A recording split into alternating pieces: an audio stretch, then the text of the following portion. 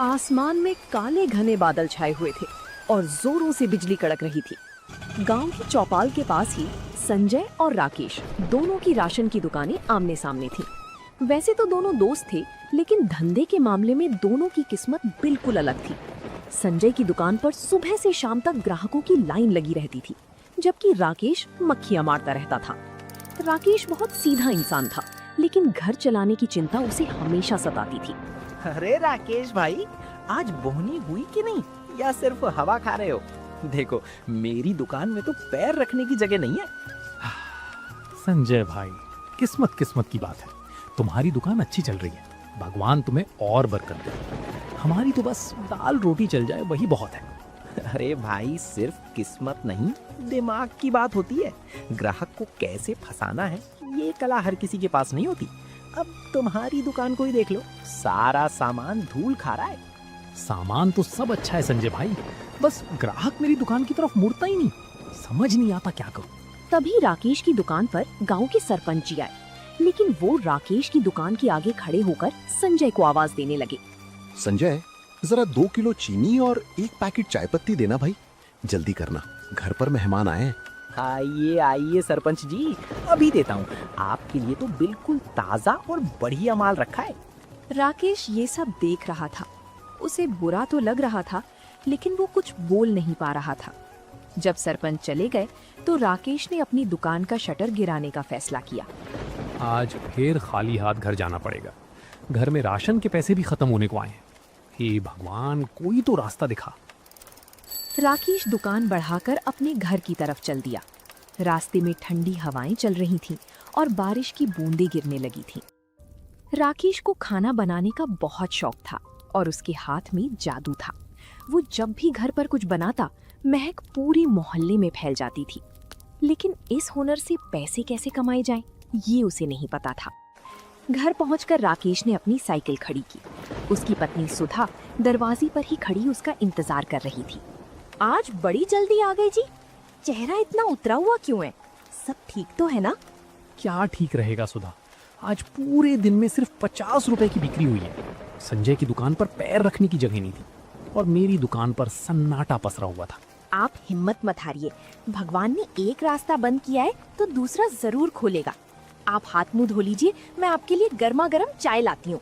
राकेश चारपाई पर बैठ गया और बाहर होती बारिश को देखने लगा। उसकी किस्मत भी इस धुंधली बारिश जैसी ही लग रही थी, जहाँ आगे का कुछ साफ दिखाई नहीं दे रहा था। बाहर बारिश तेज हो चुकी थी। मिट्टी की सौंधी खुशबू के बीच राकेश रसोई में चला गया। उदास मन को हल्का करने के लिए उसने खुद ही चाय और आलू के चटपटे पकौड़े बनाने शुरू कर दिए। जब पकौड़ों की खुशबू बाहर तक गई तो सुधा मुस्कुराती हुई रसोई में आई। वाह जी वाह, आपके हाथ के इस स्वाद का तो कोई मुकाबला ही नहीं है। गांव का बड़े से बड़ा हलवाई भी आपके आगे फेल है। अरे सुधा, इस स्वाद का क्या करूं? पेट भरने के लिए तो राशन की दुकान चलनी जरूरी है ना। लोग तारीफ तो बहुत करते हैं, लेकिन इससे घर का खर्च नहीं चलता। एक बात कहूँ जी, गुस्सा तो नहीं करोगे? अरे कहो सुधा, इस मुश्किल वक्त में गुस्सा कैसा? जो मन में है साफ साफ कहो। देखिए, बाहर कितनी तेज बारिश हो रही है। इस मौसम में हर किसी का मन कुछ गर्मा गर्म और चटपटा खाने का करता है। अपनी दुकान में वैसे भी राशन का सामान कम ही बिक रहा है, क्यों ना हम दुकान के आगे एक छोटा सा स्टॉल लगा लें? स्टॉल? पर किस चीज का स्टॉल सुधा? हलवाई का काम तो मुझे नहीं आता और उसमें तामझाम भी बहुत है। अरे हलवाई का काम कौन कह रहा है? अपनी दुकान में मैगी के इतने सारे पैकेट पड़े हैं जो बिक नहीं रहे हैं। आप उन मैगी के पैकेट्स को निकालिए और अपनी खास मसालों वाली चटपटी मैगी बनाकर बेचना शुरू कीजिए। मुझे पक्का यकीन है आपकी मैगी का स्वाद सबको दीवाना बना देगा। मैगी? गांव के लोग मैगी खाएंगे क्या सुधा? अरे जी, आजकल के लड़के लड़कियां और शहर से आने जाने वाले लोग मैगी बहुत चाव से खाते हैं। और फिर जब आप उसमें अपने हाथ का जादू मिलाओगे तो कोई मना नहीं कर पाएगा। मैं घर के मसाले कूट कर दे दूंगी, आप बस अपनी कला दिखाना। कोशिश करने में क्या हर्ज है? ठीक है सुधा, कल सुबह मैं दुकान पर थोड़ा जल्दी जाऊंगा। एक बड़ा स्टोव और कढ़ाई का इंतजाम करता हूँ। देखते हैं ये बारिश हमारी किस्मत बदलती है या नहीं। अगली सुबह आसमान में घने काले बादल छाए हुए थे और रिमझिम बारिश शुरू हो चुकी थी। राकेश सुबह सुबह ही अपनी दुकान पर पहुंच गया था। वो अपने साथ घर से एक बड़ा स्टोव, कढ़ाई, कुछ कटी हुई सब्जियां और सुधा के हाथ के पिसे हुए खास मसाले लेकर आया था। उसने अपनी राशन की दुकान के ठीक आगे एक बड़ा छाता लगाया और उसके नीचे स्टोव सेट कर दिया। सामने की दुकान पर संजय अपनी गद्दी पर बैठा राकेश को देख रहा था। राकेश को बर्तन चमकाते देख संजय से रहा नहीं गया और वो हंसती हुई सड़क पार करके राकेश के पास आ गया। अरे राकेश भाई, ये सुबह सुबह क्या तमाशा लगा है? राशन की दुकान बंद करके क्या अब चाय पकोड़े का ठेला खोलने का इरादा है? नहीं संजय भाई, तमाशा नहीं है। दुकान में मैगी के पैकेट काफी समय से रखे थे। सोचा इस रिमझिम बारिश में लोगों को गर्मा गर्म चटपटी मैगी बनाकर खिलाई जाए। मैगी? अरे भाई, ये गांव है, यहाँ लोग सुबह सुबह भरपेट रोटी सब्जी खाते हैं। ये 2 मिनट वाली मैगी शहर के चोचले हैं, यहाँ कोई फूटी कौड़ी नहीं देगा। पैसे और समय दोनों बर्बाद कर रहे हो। कोई बात नहीं संजय भाई, कोशिश करने में क्या बुराई है। बैठो, तुम्हारे लिए एक प्लेट बनाऊं? ना बाबा ना, तुम अपनी मैगी खुद ही खाओ और खुद ही खुश रहो। संजय हंसता हुआ अपनी दुकान पर लौट गया। तभी तेज बारिश शुरू हो गई। बस स्टैंड से भीगते हुए 2 राहगीर राकेश की दुकान के शेड के नीचे आकर खड़े हो गए। दोनों ठंड से कांप रहे थे। राकेश ने मौका देखा और कढ़ाई में मक्खन, प्याज और हरी मिर्च डाल दी। जैसे ही सुधा के खास मसाले कढ़ाई में पड़े, उसकी महक पूरी सड़क पर फैल गई। भाई साहब, ये किस चीज की महक है? बड़ी लाजवाब खुशबू आ रही है। भाई जी, ये मेरी खास मसालेदार चटपटी मैगी है। इस बारिश के मौसम में एक बार खाओगे तो ठंड गायब हो जाएगी। बना कर दूं एक प्लेट? हाँ भाई, बना दो। इस बारिश में बस के इंतजार में खड़े खड़े वैसे भी भूख लग रही है। जरा तीखी बनाना। बस 2 मिनट भाई साहब, ऐसी मैगी खिलाऊंगा कि स्वाद भूल नहीं पाओगे। राकेश ने फुर्ती से मैगी तैयार की और गर्मा गर्म प्लेट दोनों राहगीरों के हाथ में थमा दी। जैसे ही दोनों ने पहला चम्मच मुंह में डाला, उनकी आंखें खुली की खुली रह गईं। वाह भाई साहब वाह, ऐसी मैगी तो मैंने शहर के बड़े से बड़े होटल में भी नहीं खाई। इसमें जो मसालों का तालमेल है वो तो कमाल है। सच में भाई, उंगलियां चाटने का मन कर रहा है। एक काम करो, हमारे लिए एक एक प्लेट और बांध दो। राकेश का चेहरा खुशी से खिल उठा। उसने तुरंत 2 प्लेट और पैक कर दी। ये देखकर सामने बैठा संजय हैरान रह गया। उसकी समझ में नहीं आ रहा था कि जो मैगी गांव में कोई नहीं पूछता था, उसे लोग इतने चाव से क्यों खा रहे थे। राकेश की पहली बोहनी उम्मीद से कहीं ज्यादा अच्छी हो चुकी थी। दोपहर होते होते बारिश और तेज हो गई, लेकिन राकेश की दुकान पर अब राहगीरों के साथ साथ गांव के युवा लड़के भी जुटने लगे थे। संजय अपनी दुकान में अकेला बैठा ये सब देख रहा था। उसकी राशन की दुकान पर आज गिने चुने लोग ही आए थे, क्योंकि सबका ध्यान तो राकेश की चटपटी मैगी पर था। संजय के दिल में जलन की आग सुलगने लगी थी। तभी गांव के रामू काका छाता तानकर संजय की दुकान पर आए। आइए रामू काका, कहिए क्या सामान निकालूं? आज तो बढ़िया बासमती चावल भी आया है। अरे नहीं संजय, सामान तो घर में है। मैं तो बस ये देखने आया था कि राकेश की दुकान पर इतनी भीड़ क्यों है, वहाँ क्या बिक रहा है? अरे काका, कुछ नहीं, वो 2 मिनट वाली नूडल्स बेच रहा है। पता नहीं लोगों की अकल कहाँ घास चरने गई है जो इसे खाने के लिए लाइन लगा के खड़े। अच्छा, खुशबू तो बड़ी अच्छी आ रही है भाई। जरा मैं भी चक्कर आता हूँ, देखूं तो सही राकेश ने क्या नया हुनर सीखा है। ये कहकर रामू काका संजय की दुकान से उठकर राकेश के पास चले गए। संजय गुस्से में लाल पीला हो गया। इस राकेश की इतनी हिम्मत! कल तक मेरी दुकान के आगे हाथ जोड़कर खड़ा रहता था और आज इसके पास पैर रखने की जगह नहीं है। गांव का हर बड़ा छोटा आदमी इसकी मैगी का दीवाना हुआ जा रहा है। मुझे कुछ तो करना पड़ेगा, वरना ये मेरी बची कुची गाहकी भी खा जाएगा। शाम को जब राकेश दुकान बढ़ाकर घर पहुंचा तो उसका चेहरा खुशी से चमक रहा था। उसने जेब से नोटों की गड्डी निकाली और सुधा के हाथ में रख दी। सुधा, तुम्हारा आइडिया तो बिल्कुल तीर की तरह निशाने पर लगा। आज मैगी के सारे पैकेट बिक गए और मुझे राशन की दुकान से महीने भर में जितनी कमाई नहीं होती थी, उतनी आज एक दिन में हो गई। मैंने कहा था ना जी, आपके हाथ के स्वाद की कदर एक दिन जरूर होगी। ये तो बस शुरुआत है। हाँ सुधा, लेकिन सामने संजय का चेहरा देखने लायक था। वो गुस्से में मुझे ऐसे देख रहा था जैसे मैं उसकी जमीन हड़प रहा हूँ। मुझे लगता है वो चुप नहीं बैठेगा। आप उसकी फिक्र मत कीजिए, आप ईमानदारी से अपना काम करिए। स्वाद आपके हाथ में है, किसी की जलन से आपका स्वाद कोई नहीं छीन सकता। लेकिन राकेश का डर सही था। उधर संजय अपने घर पर बैठा एक बड़ी योजना बना रहा था। अगली सुबह जब बारिश थोड़ी थमी तो संजय सीधे शहर के बड़े थोक बाजार के लिए रवाना हो गया। उसके दिमाग में रात भर यही बात घूम रही थी कि अगर राकेश मैगी बेचकर अमीर बन सकता है तो वो क्यों नहीं। उसने शहर से 5 बड़े डिब्बे मैगी, बढ़िया किस्म का मक्खन और तरह तरह के महंगे सॉस खरीदे।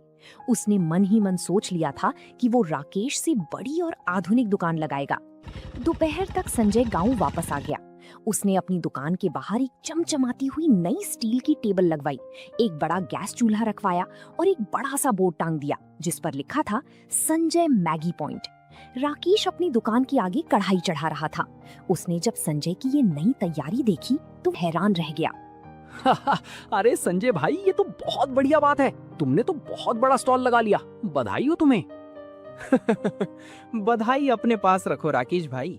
अब तुम्हारी वो साधारण सी मैगी का खेल खत्म होने वाला है। देखो, मैं शहर से असली मक्खन और विदेशी सॉस लेकर आया हूँ। अब गांव वाले तुम्हारी वो सूखी मैगी छोड़कर मेरी वीआईपी मैगी खाएंगे। संजय भाई, बाजार बहुत बड़ा है, ग्राहक किसी एक का नहीं होता। तुम भी कमाओ, हम भी कमाएंगे। भगवान सबको बरकत दे। बरकत तो अब सिर्फ मेरी दुकान पर होगी। अभी देखना, जैसे ही मैं चूल्हा जलाऊंगा तुम्हारी दुकान के सारे ग्राहक दौड़कर इधर आ जाएंगे। पैसे के आगे तुम्हारा वो देसी जुगाड़ टिक नहीं पाएगा। संजय ने तुरंत अपने नौकर को आवाज दी और जोर जोर से बर्तन खड़काने लगा ताकि पूरे बाजार का ध्यान उसकी तरफ आ जाए। बाजार में आने जाने वाले लोग संजय की इस नई और बड़ी दुकान को देखकर रुकने लगे। गांव के मुखिया जी के भाई महेंद्र सिंह भी वहां से गुजर रहे थे। अरे संजय, ये क्या नया काम शुरू कर दिया? राशन का धंधा मंदा हो गया क्या? आइए महेंद्र भैया, राशन तो चल ही रहा है, लेकिन अब गांव वालों को शहर का असली स्वाद चखाने के लिए ये स्पेशल स्टॉल खोला है। बैठिए, आपके लिए शहर के खास मसालों वाली मैगी बनाता हूँ। संजय ने महेंद्र सिंह को बिठाया और पूरी ताकत से मैगी बनाने में जुट गया। आसमान में फिर से काले बादल घिर आए और रिमझिम बारिश होने लगी। संजय की दुकान पर 4-5 लोग इकट्ठा हो गए थे जो ये देखने आए थे कि शहर वाले मसालों का स्वाद कैसा होता है। संजय ने कढ़ाई में सब्जियां, नूडल्स और वो सारे सॉस डाल दिए जो वो शहर से लाया था। उसने मैगी को दिखने में तो बहुत खूबसूरत बना दिया, लेकिन उसे खाना बनाने का कोई तजुर्बा नहीं था। उसे ये अंदाजा ही नहीं था कि नमक, मिर्च और मसालों का सही तालमेल क्या होता है। संजय ने बड़े गर्व के साथ पहली प्लेट महेंद्र सिंह के सामने परोसी। लीजिए महेंद्र भैया, खाइए। ऐसी मैगी पूरे इलाके में कहीं नहीं मिलेगी। महेंद्र सिंह ने बड़े चाव से एक निवाला मुंह में रखा, लेकिन मुंह में डालते ही उनका चेहरा अजीब सा बन गया। उन्होंने मुश्किल से उसे निगला और तुरंत पानी की तरफ हाथ बढ़ाया। थू थू, अरे संजय, ये क्या बना दिया है तुमने? इसमें तो सिर्फ खट्टापन और कड़वा स्वाद आ रहा है। मैगी तो पूरी तरह गल चुकी है और मसालों का कोई अता पता ही नहीं है। ऐसा कैसे हो सकता है भैया? मैं तो शहर के सबसे महंगे सॉस और असली मक्खन का इस्तेमाल कर रहा हूँ। जरा दोबारा चक्कर देखिए। अरे भाई, महंगे सामान से स्वाद नहीं आता, स्वाद हाथ के हुनर से आता है। तुमने तो पूरा मूड खराब कर दिया। पैसे कमाने के चक्कर में लोगों की सेहत खराब करोगे क्या? पास खड़े दूसरे ग्राहकों ने भी जब सुना तो उन्होंने संजय की दुकान से कदम पीछे खींच लिए। ठीक उसी समय सामने राकेश की दुकान से सुधा के कूटे हुए मसालों और असली देसी तड़के की महक उड़ती हुई आई। वो महक इतनी लाजवाब थी कि महेंद्र सिंह खुद को रोक नहीं पाए। भाई, खुशबू तो असली उधर से आ रही है। चलो भाई, राकेश की दुकान पर ही चलते हैं। वहाँ कम से कम तसल्ली का खाना तो मिलता है। महेंद्र सिंह और उनके साथ खड़े सभी लोग संजय की दुकान छोड़कर राकेश की स्टॉल की तरफ चल दिए। संजय हाथ में कड़छी पकड़े अपनी खाली दुकान में खड़ा रह गया। उसकी जलन अब गुस्से और लाचारी में बदलने लगी थी। अरे राकेश भाई, जल्दी से एक प्लेट अपनी वो कड़क मसाले वाली मैगी लगाओ। सामने संजय ने तो शहर के सॉस के नाम पर पूरा मुंह कड़वा कर दिया। ऐसा मत कहिए महेंद्र भैया, संजय भाई ने तो अभी नया नया काम शुरू किया है। धीरे धीरे हाथ साफ हो जाएगा। आप रुकिए, आपके लिए गर्मा गर्म मैगी लाता हूँ। राकेश ने बिना किसी देरी के मैगी बनाई। कुछ ही मिनटों में भाप उड़ती हुई लाजवाब मैगी महेंद्र सिंह के सामने थी। महेंद्र सिंह ने पहला चम्मच मुंह में रखा और उनके चेहरे पर सुकून आ गया। वाह राकेश, इसे कहते हैं असली स्वाद। मसालों का ऐसा संतुलन तो सिर्फ किसी उस्ताद के हाथ में ही हो सकता है। तुम्हारी इस मैगी के आगे शहर के बड़े बड़े ढाबे फेल हैं, आसपास खड़े दूसरे ग्राहकों ने भी हाँ में हाँ मिलाई। देखते ही देखते राकेश की दुकान पर मेला सा लग गया। बारिश तेज हो रही थी, लेकिन लोगों का उत्साह कम नहीं हो रहा था। कोई छाता तान कर खड़ा था तो कोई शेड के नीचे सिमट कर मैगी का लुत्फ ले रहा था। सामने अपनी बड़ी स्टील की टेबल पर खड़ा संजय गुस्से में ये सब देख रहा था। अरे ओ रामू, सीधे खड़े क्या देख रहे हो? जरा सड़क पर जाकर आवाज लगाओ कि हमारी मैगी पर 2 रुपए की छूट है। मालिक, मैंने आवाज लगाई थी, पर लोग कह रहे हैं कि स्वाद अच्छा नहीं होगा, तो मुफ्त की मैगी भी कोई नहीं खाएगा। सब राकेश भाई की दुकान की तरफ ही भाग रहे हैं। चुप कर, नमक हराम उसकी तरफदारी करता है। कल तक जो मेरे सामने सीधे मुंह बोल नहीं पाता था, आज उसकी इतनी पूछ हो रही है। मुझे ये बर्दाश्त नहीं हो रहा। कुछ तो ऐसा करना होगा कि इसका ये तमाशा हमेशा के लिए बंद हो जाए। संजय को राकेश की सफलता फूटी आंख नहीं भा रही थी। 2-3 दिन और बीत गए। बारिश का सिलसिला लगातार जारी था। राकेश की दुकान का नाम अब पूरे गांव के साथ साथ आसपास के 2-4 गांव में भी फैल चुका था।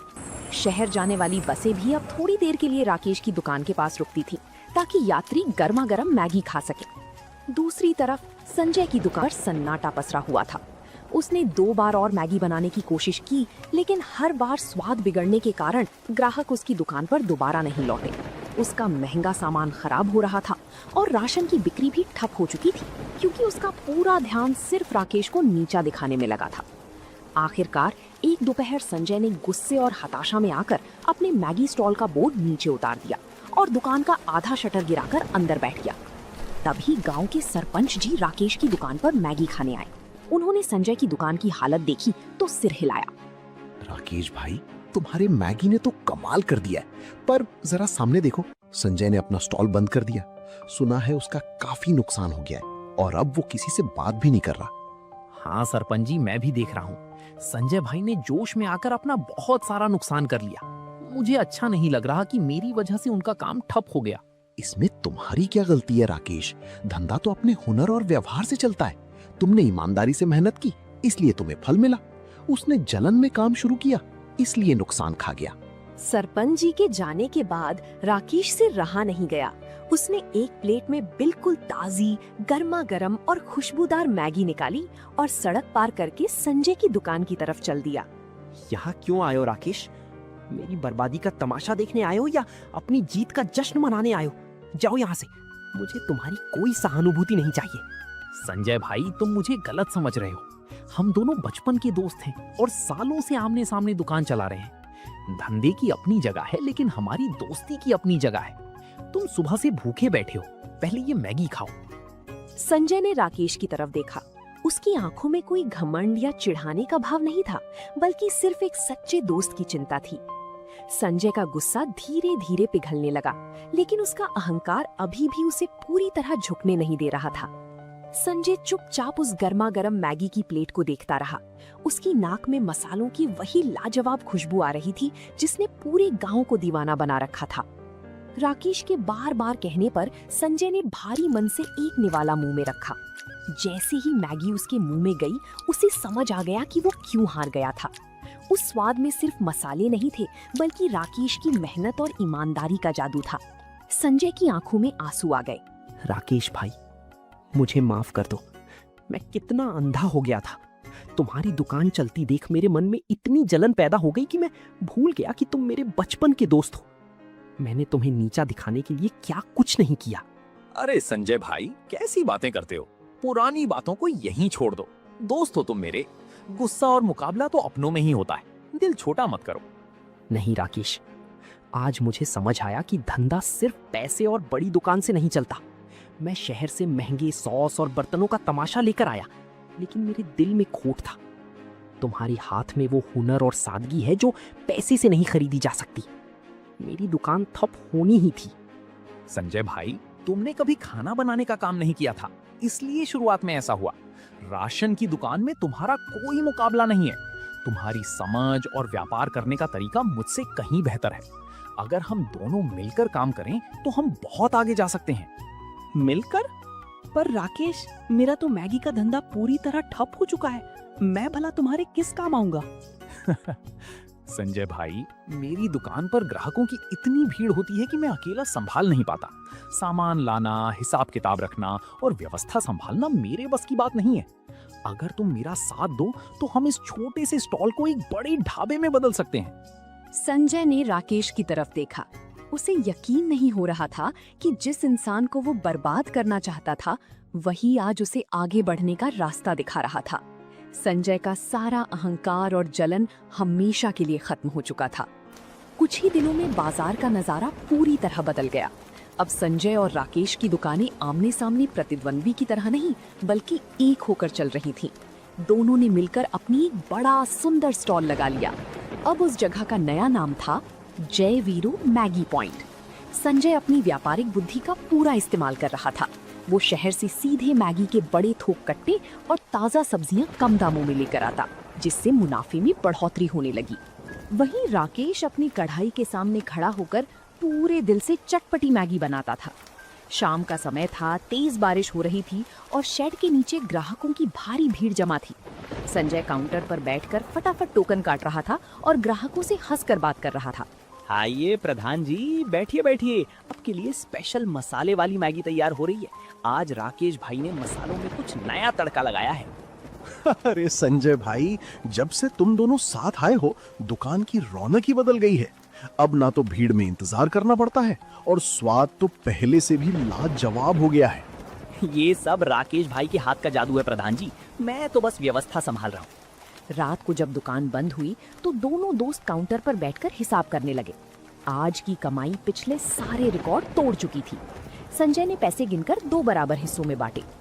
राकेश भाई, आज मुझे समझ आया कि जब दो दोस्त जलने की बजाय एक दूसरे का हाथ थाम लेते हैं तो तरक्की 2 गुनी रफ्तार से होती है। तुमने मुझे डूबने से बचा लिया। संजय भाई, तरक्की तो इस बारिश और तुम्हारी समझदारी की वजह से हुई है। अकेले तो मैं सिर्फ कढ़ाई हिलाता रह जाता। तुमने इसे असली व्यापार बनाया है। गांव की वो छोटी सी दुकान अब केवल चटपटी मैगी का केंद्र नहीं थी, बल्कि वो 2 दोस्तों की अटूट एकता और मेहनत की एक जीती जागती मिसाल बन चुकी थी, जिसका स्वाद पूरे इलाके के लोग कभी नहीं भूल सकते थे। तो दोस्तों, आप लोगों को ये कहानी कैसी लगी, कमेंट करके जरूर बताएं। और ऐसी कहानियों को देखने के लिए वीडियो को लाइक करें और चैनल को सब्सक्राइब करें।